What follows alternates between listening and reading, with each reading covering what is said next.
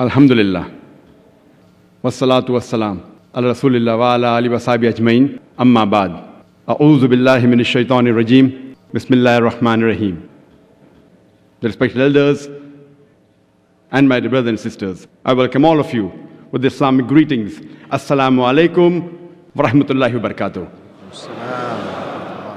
May peace, mercy and blessings of Allah subhanahu wa ta'ala, of Almighty God, be on all of you. Talking about similarities, I being a student of Islam and comparative religion, I can speak hours and hours on similarities, but time permitted me only to speak about the 5 pillars. I'll just mention a few other similarities before I end my lecture. One of the similarities that is there in the scripture of the major world religions is that alcohol is prohibited. Allah says in the Quran in Surah Maida, chapter number 5, verse number 90, Ya ayyuhallazina amanu, O you believe, innamal khamru wal maisuru, most certainly intoxicants and gambling, wal anzabu wal aslamu, dedication of stones, divination of arrows, rijsun min amali shaitan, these are Satan's handiwork. Fashtanibu la'allakum tuflihun, abstain from this handiwork that you may prosper. So Quran forbids intoxicants, gambling, fortune telling, idol worship. The same is prohibited in the other religions. If you read the Hindu scriptures, it too prohibits the having of alcohol. Alcohol is prohibited in Manusmriti chapter number 9 verse number 235, Manusmriti chapter number 9 verse number 238, Manusmriti chapter number 11 verse 55, Manusmriti chapter number 11 verse number 94, Manusmriti chapter number 7 verse number 47 to 50, Manusmriti chapter number 9 verse number 225, Manusmriti chapter number 11 verse 151. Alcohol is also prohibited in Rigved, book number 8, hymn number 2, verse number 12, and Rigved, book number 8, hymn number 21, verse number 14. Alcohol is even prohibited in the Bible. If you read the book of Proverbs, chapter number 20, verse number 1, it says, wine is a mocker, and whoever drinks it, he is deceived. Further, it's mentioned in the book of Ephesians, chapter number 5, verse number 18, that be not drunk with wine. Besides alcohol, Surah Maida, chapter 5, verse number 90 also speaks about gambling and fortune telling. Gambling is prohibited in Hindu scriptures. It's further mentioned in Rigved, book number 10, hymn number 34, mantra number 3 to 13. It's against gambling.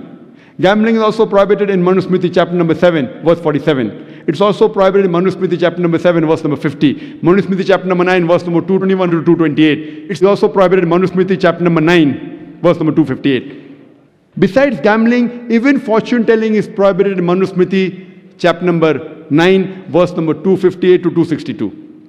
Similarly, if you read the Bible, gambling and fortune telling is also prohibited in the book of Isaiah, chapter number 65, verse number 11 to 12. Further, mentioning about other similarities, the Quran mentions in no less than 4 different places. In Surah Baqarah, chapter number 2, verse number 173. In Surah Maida, chapter 5, verse number 3. In Surah Anam, chapter number 6, verse 145. And Surah Nahl, chapter number 16, verse number 115. Hurrimat alaykumul maitutu waddamu walahmul khinzir. Forbidden for you for food, dead meat, blood, the flesh of swine, and any food on which any name besides Allah's name is taken. Clearly, in no less than 4 different places, pork is prohibited in the Quran. Pork is also prohibited in the Hindu scriptures. In Manusmriti chapter number 5, verse number 19, it says, whoever is twice born, referring to the Brahmin, they shall not have mushroom, dung heap, pig, village cock, onion and garlic. Whoever does that will fall. That means it is prohibited for a Brahmin to have pork. It's further mentioned in Vishnu Sutra, chapter number 5, verse number 49, that whoever sells the forbidden meat, talking about pork, he'll be punished in the same way. That means either his hand or his foot will be chopped off. Nowhere in the hadith of the Quran it's mentioned that if you sell pork, your hand or your feet will be chopped off. But Vishnu Sutra, Hindu scriptures, chapter 5, verse number 49 says, if you sell pork, your hand or your foot should be chopped off. Pork is also prohibited in the Bible. It's mentioned in the book of Leviticus, chapter number 11, verse number 78, that though the swine is cloven-footed and has hoofed legs, it chews not the cud. It's unclean for you. Thou shalt not eat its flesh, nor touch its carcass. The swine is unclean for you. The same message is repeated in the book of Deuteronomy, chapter number 14, verse number 8. Thou shalt not have the flesh of swine. It's unclean for you. Not thou shalt touch its carcass. The same message that pork is prohibited is repeated in the book of Isaiah, chapter number 65, verse number 2 to 5. Even about dead meat, about having blood, and any food on which any name besides Allah is taken is also prohibited in the Bible. Time will not permit me to give the references. Refer to my video cassette, Similarities Between Islam and Christianity, for more details. I'll just give one more last similarity which is very important. That is about hijab. And we know very well that there are 6 criteria for hijab in Islam according to the glorious Quran and the Sahih Hadith. The first is the extent. For the man, it's from the navel to the knee. For the woman, the complete body should be covered. The only part that can be seen are the face and the hands up to the wrist. Some scholars say even this should be covered. The remaining 5 criteria are the same for the man and the woman. The second is the clothes they wear, it should not be tight-fitting. The clothes should not reveal the figure. The third, it should not be transparent or translucent so that you can see through. The fourth, it should not be so glamorous so that it attracts the opposite sex. Fifth, it should not resemble that of the unbeliever. And sixth, it should not resemble that of the opposite sex. These criteria of hijab are also mentioned in the Hindu scriptures. If you read the Rig Veda, book number 8, hymn number 33, verse number 19, it says that Brahma has made you a lady. So lower your gaze and do not look on top, and look towards the feet.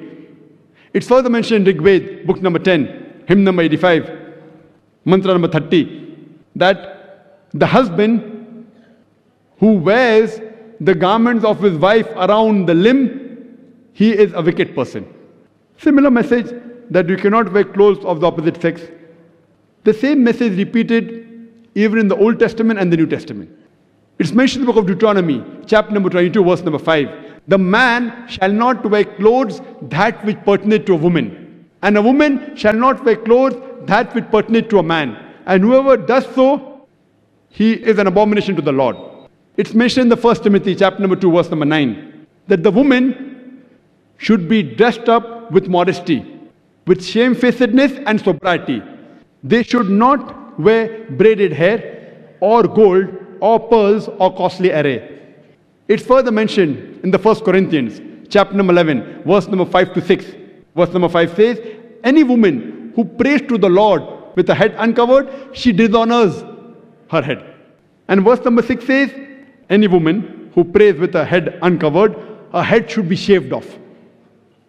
There's no verse in the Quran or the Hadith which says that a woman who does not cover her head should be shaved off. So the Bible is stricter than the Quran and the Hadith, that the woman does not cover her head while praying, her head should be shaved off. So if you analyze what modesty is mentioned for the woman in the Quran, the Sahih Hadith is also mentioned in the Hindu scriptures, in the Jewish scriptures, as well as the Christian scriptures. So here these are the commonalities which are compulsory for the followers of these great major religions to follow in order to be a good Muslim, a good Hindu, a good Jew, and a good Christian. That is the reason I say that if Jew means, the Jew by definition means a person who prays God. By all means, by definition, I'm a Jew because I praise God. But if you mean Jew is a person who prays in front of all, or a person who thinks that Jesus Christ, peace be upon him, imposed on Billah, then I'm not a Jew.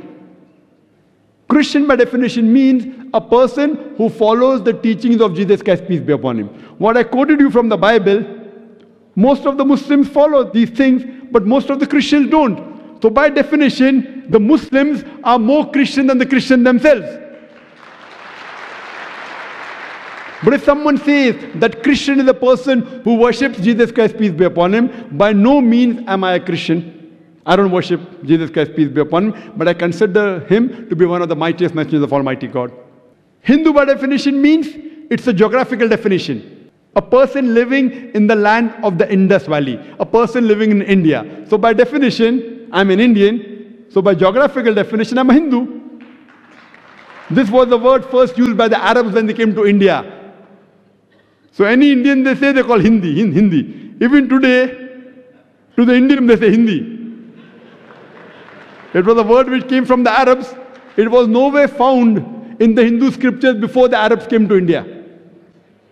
The right word according to Swami Vivekananda is that they should be called as Vedantist. Vedantist is a person who follows the Vedas.